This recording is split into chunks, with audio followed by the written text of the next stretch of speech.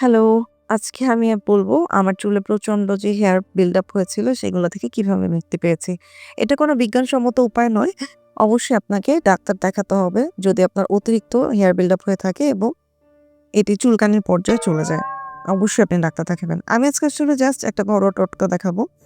কিছুই না, সিম্পল। আমি আমার একটা স্ক্যাল্প কেয়ার ডে হিসেবে রাখি সপ্তাহে একটা দিন। আপনিও চাইলে এরকম সপ্তাহে একটা দিন স্ক্যাল্প কেয়ার দিতে পারেন। আর আমার স্ক্যাল্প কেয়ার ডে যেটা হয় গোসলের ঠিক ২ ঘন্টা আগে আমি চুলে একটা ভালো অনিয়ন অয়েল দিয়ে নিই। চুলে নয়, সরি, স্ক্যাল্পে। স্ক্যাল্পে সুন্দর মতো দিয়ে ভালো করে মাসাজ করি আমার স্ক্যাল্প ম্যাসাজারটা দিয়ে।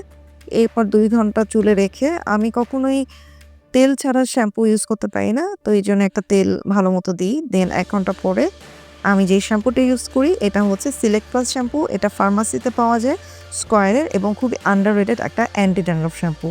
এই শ্যাম্পুটা সব চুলের আপনার স্ক্যাল্পে ঠিকঠাক মতো দিবেন। দিয়ে অবশ্যই ১ থেকে ২ মিনিট অপেক্ষা করবেন। এরপর চুলটা ধুয়ে ফেলবেন। দেন আবার একটা আপনার ওই শ্যাম্পু দিয়ে চুলটা ধুয়ে ফেলবেন। আর হ্যাঁ, চুলটা ধোয়ার সময় অবশ্যই স্কাল্প ম্যাসাজারটা আবার ইউজ করবেন এবং খেয়াল রাখবেন এটা যেন চুলের প্রতিটি গোড়ায় যায় এবং ভাবে ঘুরিয়ে মানে গোল, গোল করে ঘুরিয়ে নিবেন। এরপরে একটা আপনার পছন্দ মতো কন্ডিশনার ইউজ করবেন।